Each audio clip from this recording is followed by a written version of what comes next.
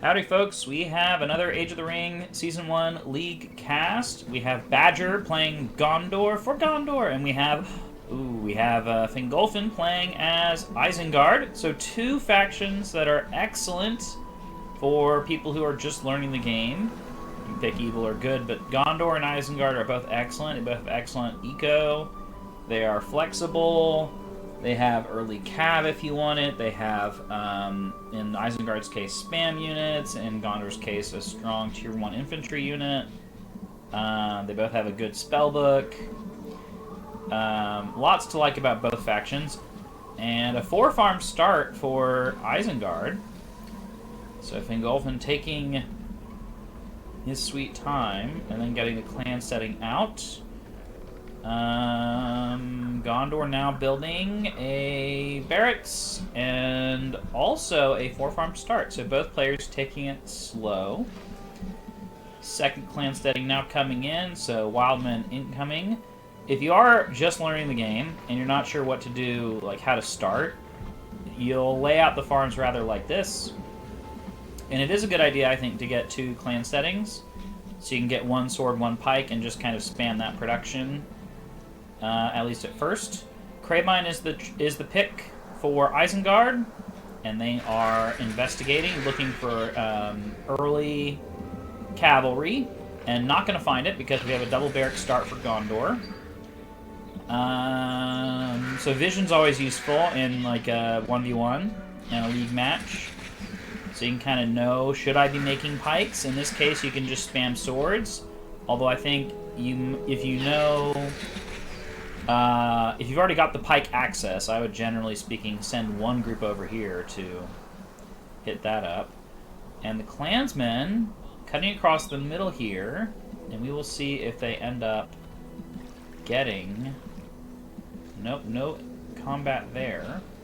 Still just 2 clan steadings, nothing else tech-wise. We are seeing a corner farm for Isengard. And now we have Wildmen on the farm. They will get this one. No way these clansmen are... Oh, rebuild comes in! Oh! See, that's the fun part about not seeing the opponent's spellbook. Leaving it on one or another player's cam is when you're casting, you can actually be surprised. So Badger going with the rebuild. Will he save it? I think he will. Excellent work by Badger. Excellent use of that rebuild. Parrying that early harass, but this group did get a farm down over here. And some creeping going on, but mugged! Oh no! Badger gets the opponent's creep money. That's a big blow. And Fingolfin probably should get this ASAP to counter that setback. This farm almost certainly will go down because Isengard has no access to rebuild. And these units are not on top of the swords. They aren't maneuvered around the right way, so this group's just sitting there. So yeah, farm does go down, just inefficient micro there of the battalions. And these clansmen are getting some free kills, level 2, and probably should have swapped them to defensive stance and let them get a few more kills, but... Opponent's Warglare does go down, and oh, reverse mugging! So, Fingolfin gets, each player getting the opponent's creep money. This game's great. Lots of fun interactions in this game, and when you couch it in terms of the beautiful art the Age of the Ring team has made, and the sort of Tolkien-esque themes and lore, it's just outstanding. It's amazing what they've done with a game from like 2004.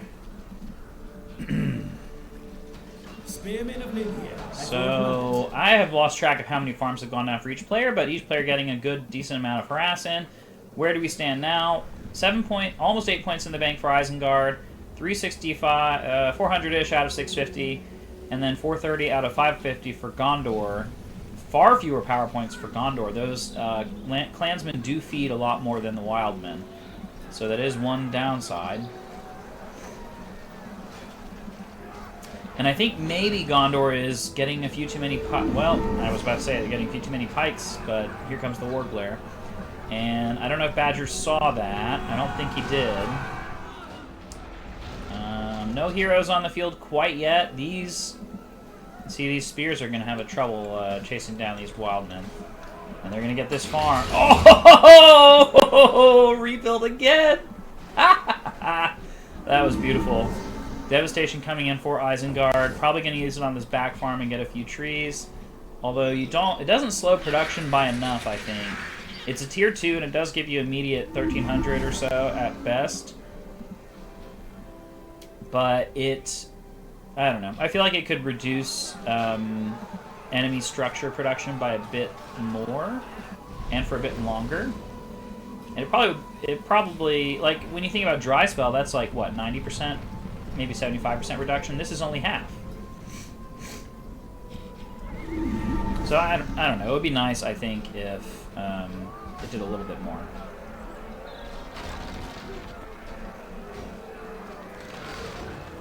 Wow, this key farm going down. That one was level 2, I think. So 400 out of 650 for Isengard. 350 out of 575 for Gondor. The Numenor engineering has come in, so both players now at tier 2. I assume Lurtz is about to hit the field because Devastation was used. But could be Sharku, actually, with the Warg Riders. Oh, double Warg Riders over here, fending off the harass on the right side. Peneth Galen now on the field for Gondor. Numenor engineering does drop. Let's see... Where did that come in? Oh, where'd it go? Oh, there it is. I think it was a little too close, so I don't actually quite know what the range is as far as... I forget exactly what it is, but if it's too close to a building, you can't hit it. Ooh, I'm hitting this crucial farm structure right here, getting some splash damage on the buildings, but it will go down. I definitely agree with the nerf that the Age of the Ring team did to it, to weaken it, and not enough unit coverage to protect it, unfortunately, for Badger. And Badger's horsemen running right into Wildland Pikes. What a trade, because these are, what, 250? And Peneth Galen are 450? 400? So, quite the trade there in Fingolfin's favor. Badger now seemingly on the back foot, but getting this corner farm that was built far earlier. And Badger now getting his own farm structures out. No Forlong the Fat quite yet. Oh, Lurtz is on the field. Already level 2. And I wonder what the first hero will be for Gondor. Uh-oh. Oh, no! Oh, no! Run, Builder, run! Oh, no! Ouch. That was quite... Was it? I don't know if that battalion was just level 1 and was very close to level 2, but if it got all the way to level 2 from killing a builder, that's quite the experience gain for killing a builder. Because builders are already high-value targets. It's kind of weird if they feed the opponent's experience gain, too. Also, what the hell experience does it give you to kill a builder? They don't have any weapons!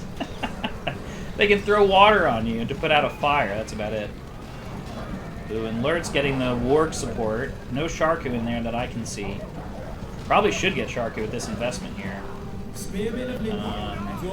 Would help beef them up so they can trade better with the Peneth Galen. Marketplace coming in for Gondor. What tech do we have? No tech, no heroes, really. So Gondor and Isengard kind of trading harass on the front lines, but Isengard now making a push. 10 points for Gondor, 15 for Isengard. And I would go with the weather spell if I were. Well, he does have a lumber mill, so maybe he wants to get the better eco from that. But generally speaking, I like to go with the weather spell.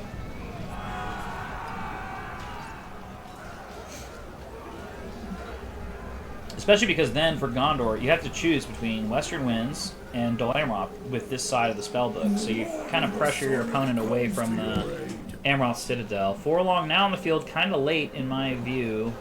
And he's got no real anti-hero ability. So he will take a beating. However, they will now trade extremely well with Wildmen. So Fingolfin should be thinking about an Uruk Pit at this point, or else he is going to be in trouble. Devastation is almost off cooldown. If he wanted to throw a wild, if he wanted to play a wild card, he could, in theory, try to go Devastation and get Wolfgar. Instead of teching into Uruk's directly. That's not usually the play with Isengard because it takes a while to get there.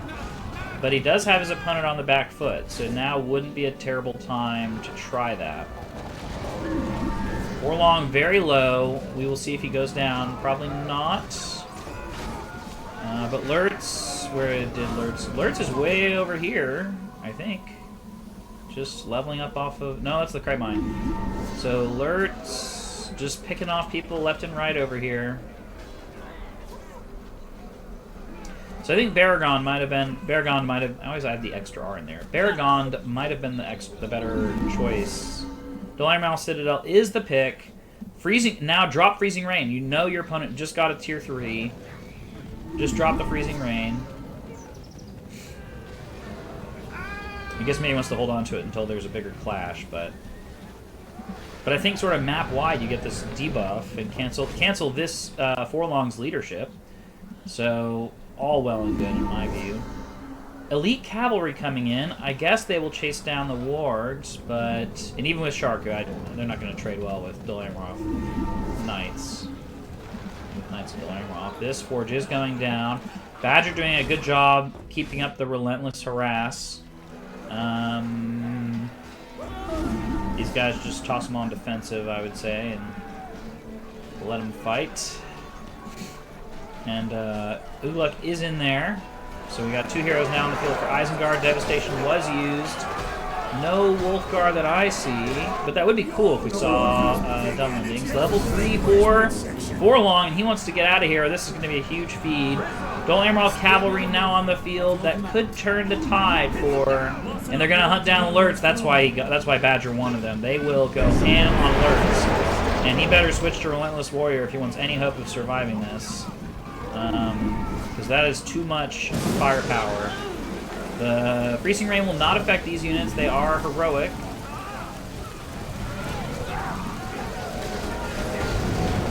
So heroic units are generally immune to both buffs from your side and debuffs from the opponent's side. And they do have that healing out of combat. Numenor and Engineering dropping again here, but not much unit support. And these will go on a rampage across the map. So excellent choice, and no Uruk tech to help counter the pikes. So frankly, that Wolfgar strategy now looks a lot more appealing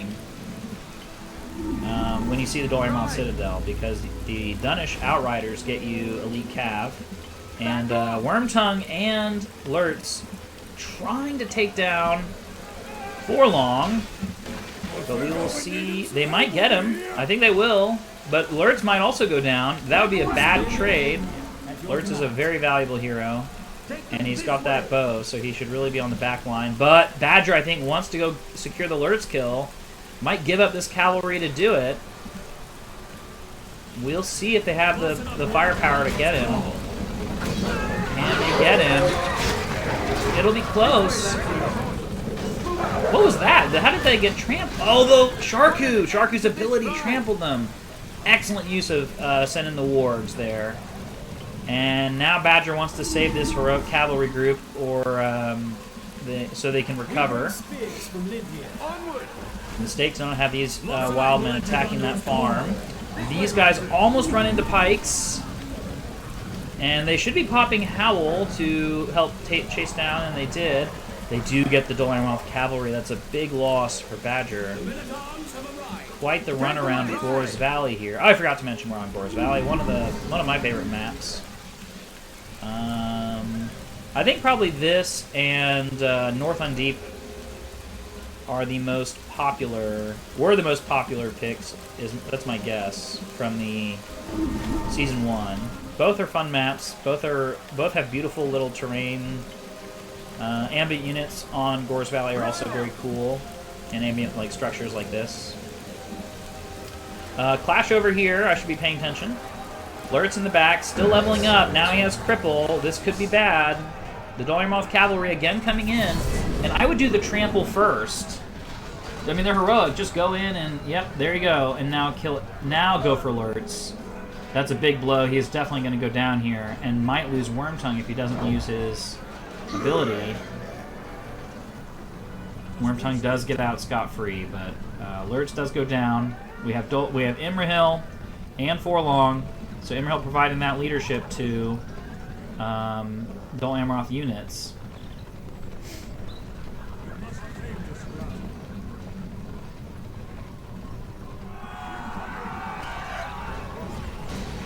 Oof, the fighting Uruk-hai caught without pike support. A big loss for Fingolfin. The Ward Pit out here. Interesting. The Warg Sentry. Sorry, Warg Sentry. This is the Warg Pit over here. And I don't know if he's leveled it up, because you can level it up to 3 and then you get extra wargs at your sentry locations. And Ugluk and Wormtongue have to be careful not to get caught out. Forlong's very tanky. And Wormtongue is pretty squishy. Ugluk is fairly beefy, but... Elisar! I didn't even... See, this is the beauty of leaving it on one or another cam. We now have Elisar dropped. This is going to be bad for Fingolfin. This has been a great game so far. Really showing off the warg support that Isengard can get.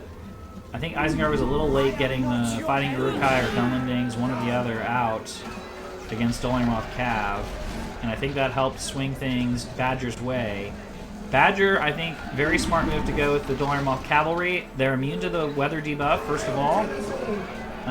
Second of all, they are great for harass because they're elite Cav. So they're hard to catch with your Uruk pikes, which are slow. And Dunlending pikes wouldn't cut it either. So just hard to combat that as Isengard unless you have the upper hand eco-wise. And there, the guards of the King Elisar get the Uruk Pit. I wish I had seen how much building damage they do. Gondor now closing in about Isengard, tightening the noose. Elisar here to take back Orthanc from that upstart Kuranir. Forge Blades is a purchase for Isengard. So Isengard does have Forge Blades. They do have tier 4. They could drop it. They've got 32 points. Drop it here. Drop it here. Western Winds is the purchase for Gondor. Oh, you could have dropped your tier 4! How did you quit without dropping it? Ah! Fingolfin, you're on my naughty list for that. But that was but setting that aside, otherwise a great game. Well played by both players. Badger came back from behind in the early and mid game to secure that win. Smart use of the Dol Amroth Cavalry. Good micro there. Thanks for watching, and see you all next time.